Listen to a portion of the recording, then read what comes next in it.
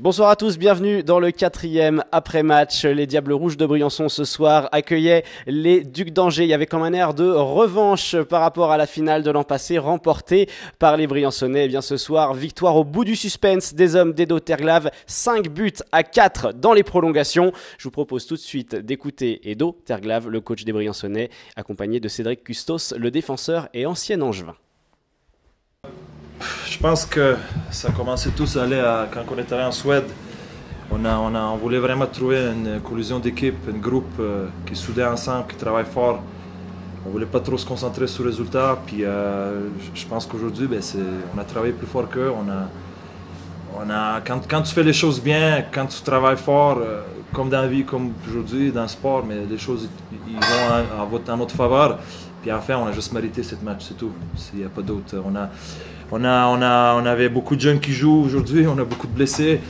Ils ont tout donné. Un gars comme Abramov, un gars comme Bazamo ont bu une passe. C'est les gars qui, l'année passée, n'ont pas beaucoup joué, puis cette année, mais c'est les gars qui tiennent l'équipe.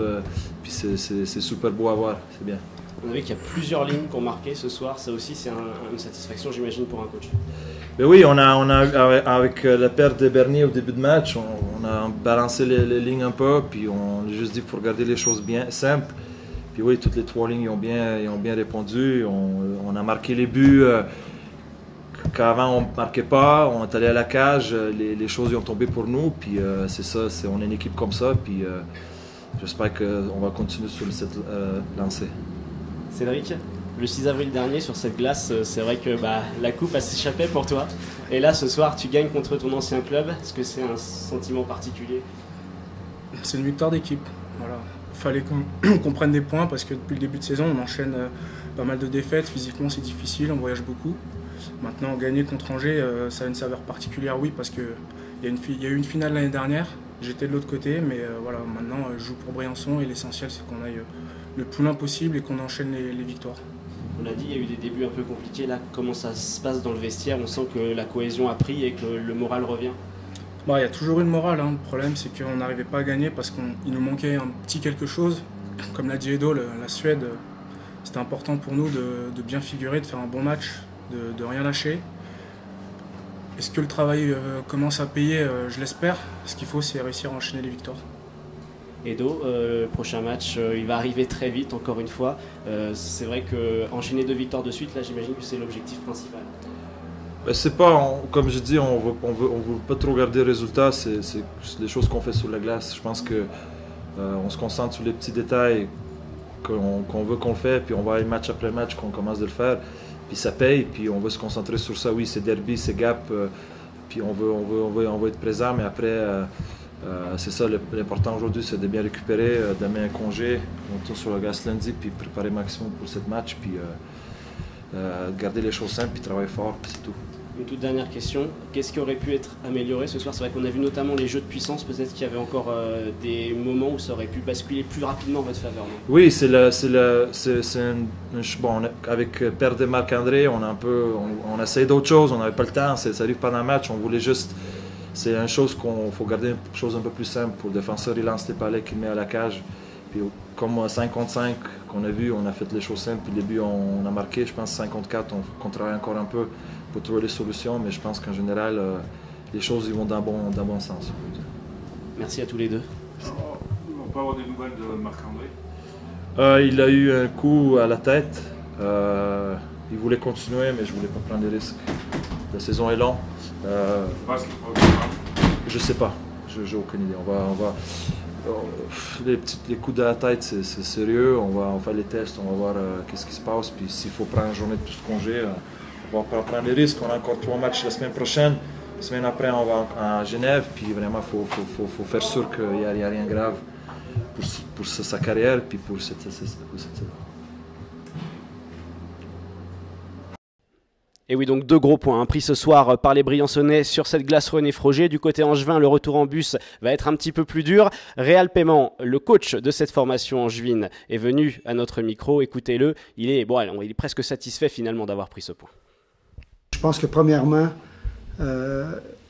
Briançon méritait de gagner plus que nous. On doit même être chanceux d'avoir un point dans ce match-là. Je ne connais pas de ligue, Magnus ou aucune autre, qu'en jouant une période, tu peux espérer gagner des matchs.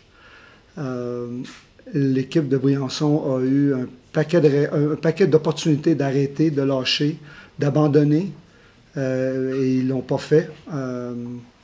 Et c'est pour ça qu'ils ont 2 points et que nous, on a 1 point. Vous êtes arrivé assez tardivement cet été à la tête de l'équipe d'Angers. Comment s'est passée l'intégration et comment ça va pour vous depuis le début de cette saison? Bon, ça se passe bien. Il y avait quand même une bonne équipe en place, des bons joueurs, et puis des systèmes qui fonctionnent. Depuis mon arrivée, j'ai fait quelques petits changements ou quelques petites... j'ai changé une chose ou deux, et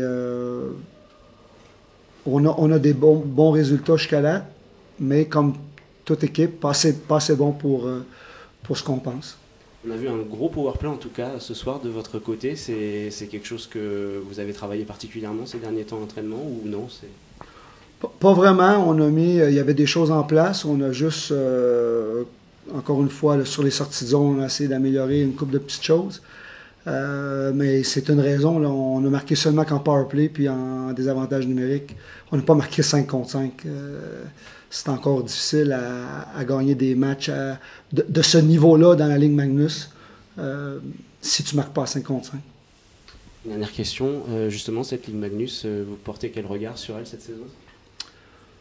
Ben, jusqu'à date, le niveau est très bien. Le professionnalisme des équipes et des organisations est très bien. Alors, je veux juste un petit peu prendre mes repères puis essayer de voir comment ça va fonctionner dans les prochains mois. J'ai définitivement des ajustements à faire parce que on a perdu 2 points qui, à mon avis, on n'aurait pas dû. Aujourd'hui, on aurait dû parce qu'on le méritait. Briançon méritait plus que nous, mais quand même, on n'était pas prêt à partir le match et ça nous a coûté.